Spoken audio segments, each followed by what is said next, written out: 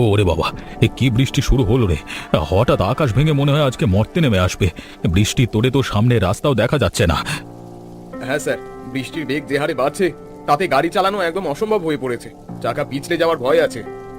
রাস্তার পাশে তো কোনো দোকানপাটও দেখছি না। এভাবে মাঝ রাস্তায় আটকে থাকলে তো বিপদ হতে পারে, ভিজে একাকার হয়ে যাব। স্যার, আমি একটু আগে খেয়াল করেছি, ঠিক সামনের বাঁকটা ঘুরলেই একটা বড় পুরনো আমলের বাড়ি আছে। ওটা কোনো বনেদি পরিবারের হবে হয়তো। বাড়ির সামনে গিয়ে গাড়িটা থামাও তো দেখি, অন্তত এই ঝড় বৃষ্টির হাত থেকে তো বাঁচা যাবে। ভিজে আমার হাড় পর্যন্ত কাঁপছে। স্যার, আমি আস্তে আস্তে গাড়িটা ওই গেটের সামনে নিয়ে যাচ্ছি। আপনি সিট বেল্টটা শক্ত করে ধরুন, রাস্তা খুব পিচ্ছিল। সাবধানে চালাও। আজকে এই অজপাড়া গায়ে বৃষ্টির রাতে আটকা পড়া মানি যমদূতকে দাওয়াত দেওয়া। কোনোভাবে মাথা গুঁজবার ঠাঁই পেলেই হয়। বাড়িতে কেউ আছেন? দয়া করে দরজাটা একটু খুলবেন, আমরা খুব বিপদে পড়ে গেছি বৃষ্টির মধ্যে। এই মাঝরাতে বৃষ্টির মধ্যে আপনারা কারা? এত ভিজে গেছেন কেন আপনারা? মা, আমরা এই রাস্তা দিয়ে যাচ্ছিলাম, হঠাৎ এমন বৃষ্টি ঝড় শুরু হলো যে গাড়ি চালানো অসম্ভব হয়ে পড়েছে। একটু আশ্রয় কি মিলবে? ও মা, আপনারা তো একদম ভিজে সব করছেন। ভেতরে আসুন কাকা, এইভাবে বাইরে দাঁড়িয়ে থাকলে তো ঠান্ডা লেগে যাবে। খুব বাঁচালেন মা আজকে। এই অন্ধকারে আর বৃষ্টির মধ্যে কোথায় যেতাম বুঝতে পারছিলাম না। তোমার অনেক দয়া। দয়ার কিছু নেই কাকা, বিপদে পড়লে মানুষই তো মানুষের পাশে দাঁড়াবে। আপনারা আগে বারান্দায় জল ঝরিয়ে ভেতরে এসে বসুন। গ্রামের মানুষেরা সত্যি অনেক বড় মনের হয়। আমি শহর থেকে আসছি, ভাবতেই পারিনি কেউ এমনভাবে দরজা খুলে দেবে।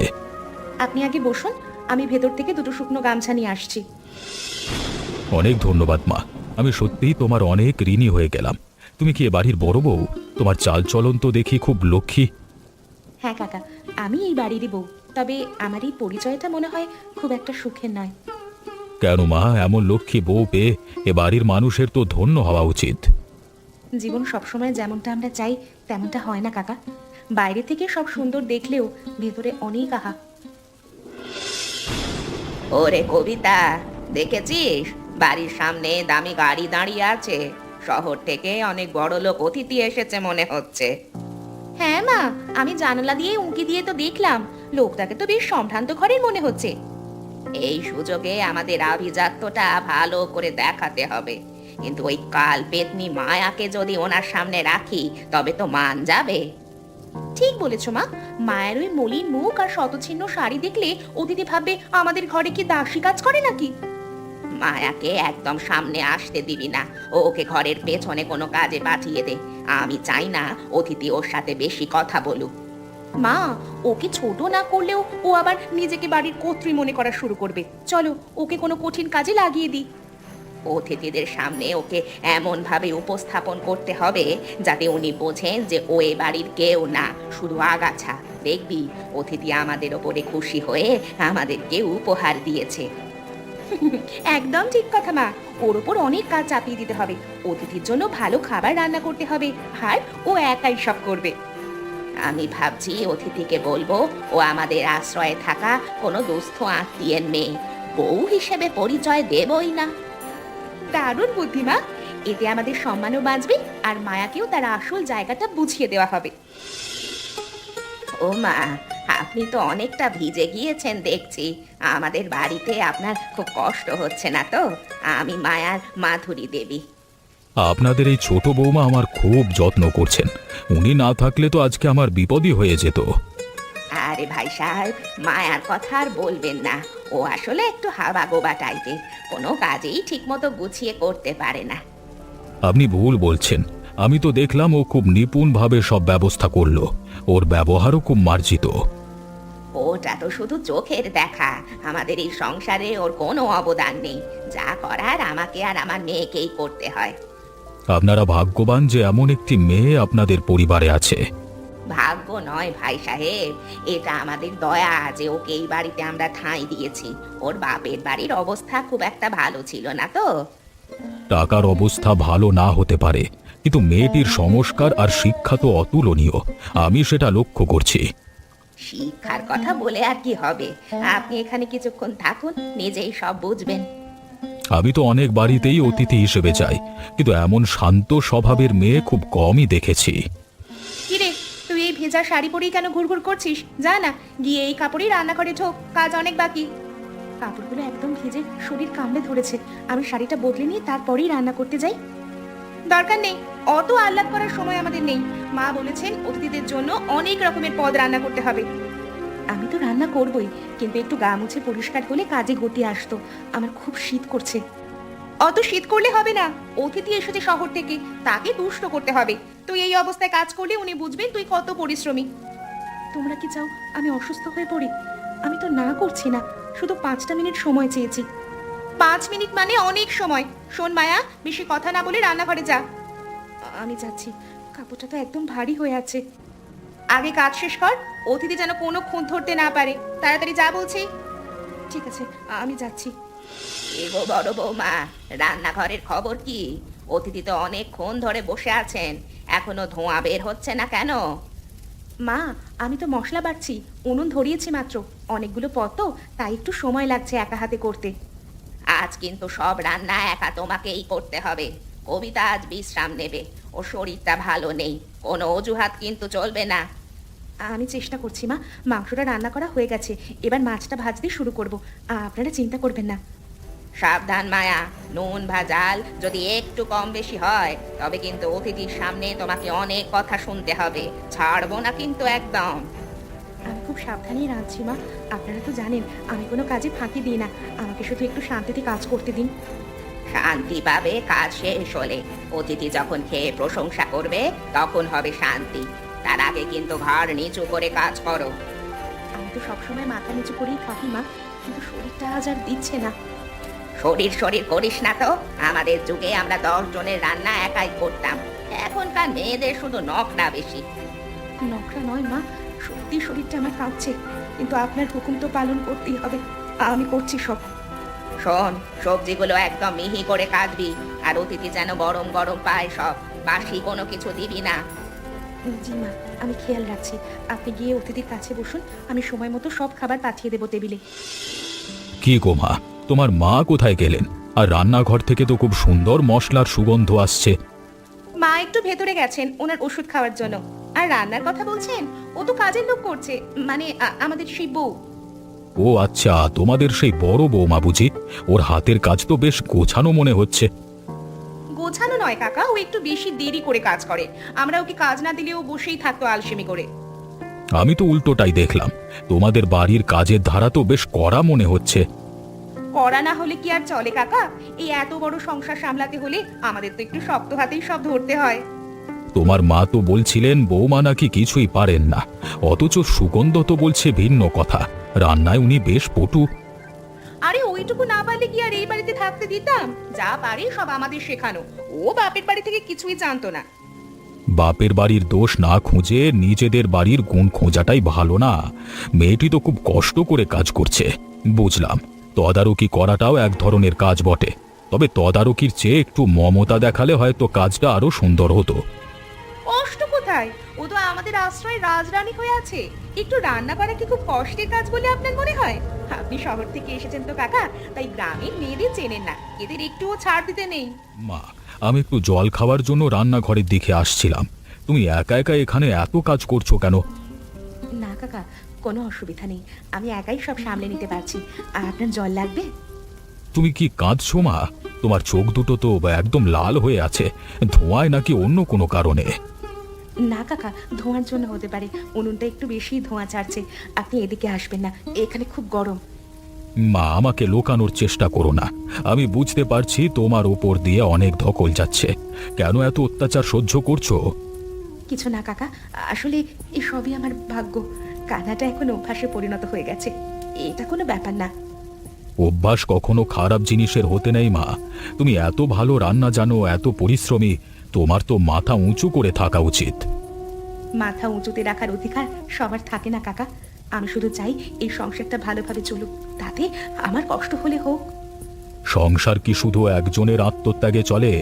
তোমার বিক্রম কি এসব কখনো দেখেন না? তিনি তো তোমাকে সাহায্য করতে পারতেন। ওনাকে বলে কোনো লাভ নেই কাকা, উনি মায়ের অবাধ্য হতে পারেন না। আর আমি চাই না আমার জন্য ওনাদের মধ্যে কোনো বিবাদ হোক। তুমি সত্যি মহৎ মা, কিন্তু মনে রেখো, অন্যায় সহ্য করাও একটা পাপ। আমি তোমার জন্য কিছু করতে পারলে খুব খুশি হতাম, কিন্তু আমি তো অতিথি। তুমি শুধু নিজেকে শক্ত রেখো। আশীর্বাদ করবেন কাকা, আমি খাবারগুলো গুছিয়ে নিয়ে আসছি, আপনারা খাবার টেবিলে গিয়ে বসুন।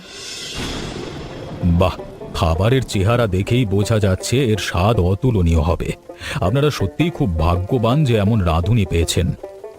হ্যাঁ ভাই সাহেব, রান্নাটা আসলে মায়াকে আমি সব শিখিয়েছি। আমার নির্দেশ ছাড়া ও কিছুই করতে পারে না। তাই নাকি? আসলে ও তো কিছুই জানতো না, আমি ওকে হাতে ধরে সব চিনিয়েছি। তবে আজ মনে হয় ঝালটা একটু বেশি হয়ে গেছে। একদম না, ঝাল মশলা একদম নিখুঁত হয়েছে। আমি শহরে এত বড় বড় রেস্তোরাঁয় খেয়েছি, কিন্তু এমন তৃপ্তি কোথাও পাইনি।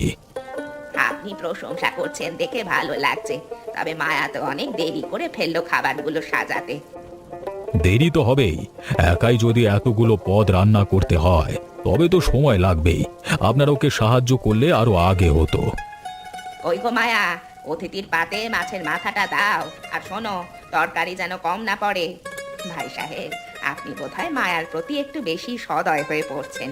ও কিন্তু মাথায় উঠে যাবে। মাথা যাদের উঁচু থাকে মা, তাদের ওপর সদয় হওয়াটা ধর্মের কাজ।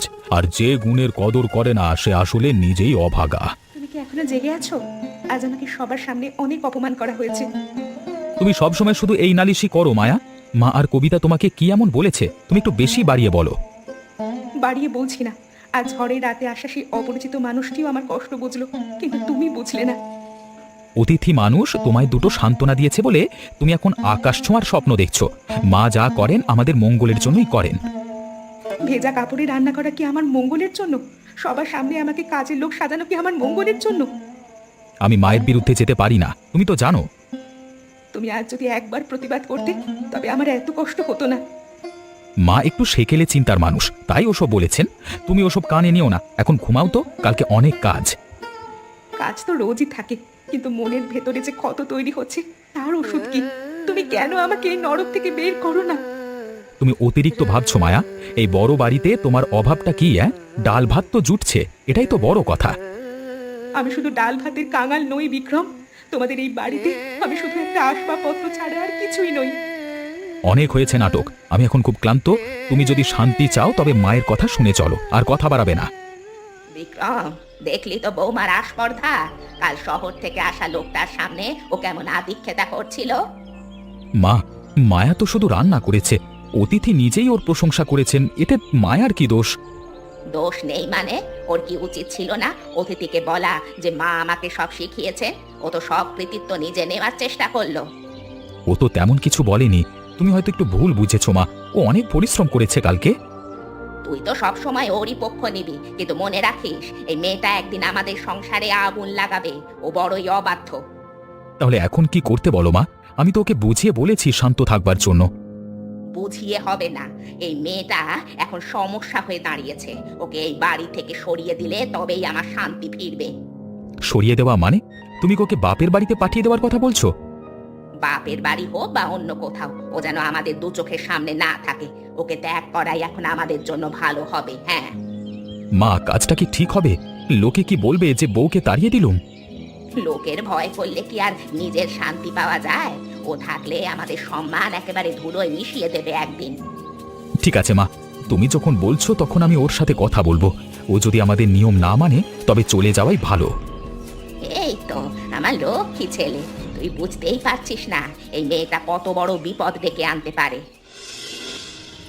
এই মাঝরাতে বৃষ্টির মধ্যে তুমি আমাকে বাড়ি থেকে বের করে দিচ্ছ বিক্রম। আমি কোথায় যাব এখন? আমার বাপের বাড়িতে তো কেউ নেই। আমি তোমাকে অনেক সুযোগ দিয়েছি মায়া, কিন্তু তুমি মায়ের সম্মান করতে শেখোনি। আমাদের সংসারে তোমার আর জায়গা নেই। মায়ের সম্মান আমি করেছি, কিন্তু মা তো আমাকে মানুষ হিসেবেই গণ্য করলেন না। তুমিও কি ওনার মতোই নিষ্ঠুর হয়ে গেলে? বেশি কথা বলবে না মায়া, তোমার জিনিসপত্র সব বাইরে রাখা আছে। এই বৃষ্টির মধ্যেই তোমাকে চলে যেতে হবে। এ কি অন্যায় হচ্ছে এখানে? এই বৃষ্টির রাতে একটি মেয়েকে এভাবে তাড়িয়ে দিচ্ছেন আপনারা? কাকা, এটা আমাদের পারিবারিক ব্যাপার, আপনি দয়া করে এতে নাক গলাবেন না। আপনি বাড়ির অতিথি হয়ে থাকুন। আমি চলে যাচ্ছি কাকা, কষ্টই আমার আজন্মের সঙ্গী। তুমি একা এই রাতে কোথায় যাবে মা? তোমার কি যাওয়ার কোনো নিরাপদ আশ্রয় আছে? আমার কোথাও যাওয়ার জায়গা নেই কাকা, হয়তো রাস্তার ধারেই কোথাও আশ্রয় নিতে হবে বা মরে যেতে হবে। মরবে কেন মা, তুমি আমার সাথে চলো। ভাগ্যিস আজকে চলে যেতে পারিনি বৃষ্টির জন্য, না হলে এই রাতে কোথায় যেতে তুমি? আপনার সাথে? আপনি তো অচেনা মানুষ, আমি আপনার বাড়িতে গিয়ে বোঝা হয়ে থাকতে চাই না কাকা। আমি তোমাকে বোঝা হিসেবে নয়, আমার মেয়ের মতো আশ্রয় দেব। আপনি কি সত্যিই আমায় সাহায্য করবেন কাকা? এই স্বার্থপর পৃথিবীতে এমন মানুষও কি আছে? আছে মা, আমি তোমার কষ্ট দেখেছি, তোমার ধৈর্য দেখেছি। এই পরিবারের লোকজন তোমাকে চিনতে ভুল করেছে। চলো চলো, আমার সাথে চলো। কি গো মায়া মা, তোমার সেলাইয়ের দোকানের কাজ তো বেশ ভালোই এগুচ্ছে দেখছি।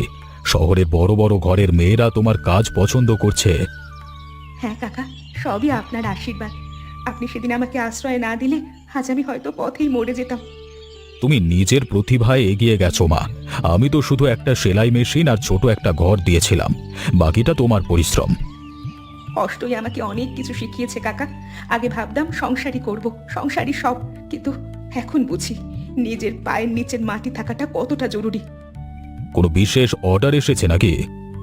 হ্যাঁ কাকা, সামনের বিয়ের সময় তো, তাই অনেক জামা কাপড়ের অর্ডার আসছে। আমি 3জন মেয়েকে কাজও দিয়েছি। বাহ, তুমি এখন সফল উদ্যোক্তা। যে মেয়েটি একদিন রান্নাঘরের কোণে কাঁদতো, সে আজ কত মানুষের অন্ন যোগাচ্ছে। আমি চাই না কোনো মেয়ে আমার মতো এভাবে হেরে যাক। কাজই মানুষকে পরিচয় দেয় কাকা, এটাই আমার শান্তি। তোমার চোখের দিকে তাকালে এখন আত্মবিশ্বাস দেখতে পাই মা। যারা আমাকে অবজ্ঞা করেছিল তারা একদিন বুঝবে আমি আসলে কি ছিলাম। তুমি তাদের ক্ষমা করে দিও মা, কারণ হিংসে রাখলে মনে শান্তি পাওয়া যায় না। তুমি শুধু তোমার কাজে মন দাও। আমি তাদের মনে রাখি না কাকা, তবে সেই বৃষ্টির রাতের স্মৃতি আমাকে মনে করিয়ে দেয় যে কত কষ্টে আমি এই জায়গায় এসেছি। মায়া, আমাদের খুব ভুল হয়ে গেছে গো। মায়া মা, আমাদের ক্ষমা করে দাও। তোমাকে তাড়িয়ে দেওয়ার পর আমাদের সংসারে শনির দশা লেগেছে। আপনারা এখানে কেন এসেছেন?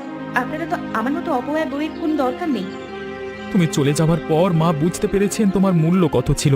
কবিতা এখন সারা দিন ঝগড়া করে মায়ের সাথে। মা, আমরা খুব অভাবের মধ্যে পড়ে গেছি। তুমি তো এখন অনেক টাকা কামাও, আমাদের কি আর একটা সুযোগ দিবি না?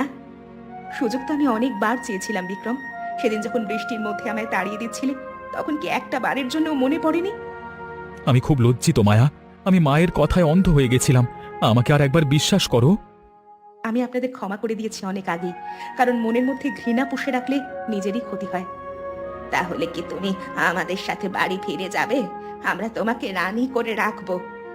রানী হওয়ার শখ আমার নেই মা। আমি এখন নিজের যোগ্যতায় যে সম্মান পেয়েছি সেটাই আমার কাছে সবচেয়ে দামি। আমাদের বাড়িতে চলো মায়া, আমি কথা দিচ্ছি আমি আর কখনো মায়ের অবাধ্য হতে দেব না তোমাকে। সম্মান যেখানে নেই সেখানে ভালোবাসা টেকে না বিক্রম। আমি এখন নিজের পায়ে দাঁড়িয়েছি, এটাই আমার পরিচয়। তুমি কি আমাদের কোনোই সাহায্য করবে না? আমরা তো তোমার আপনজন বলো। আপনজন তারাই যারা বিপদে পাশে থাকে। তবুও মানুষ হিসাবে আমি আপনাদের পাশে থাকবো, কিন্তু সেই বাড়িতে আমি আর ফিরবো না। আপনারা এখন এখান থেকে চলে যান, আর কোনোদিন এখানে আসবেন না। এমন মজার মজার গল্প দেখতে আমাদের চ্যানেলকে সাবস্ক্রাইব করতে ভুলবেন না।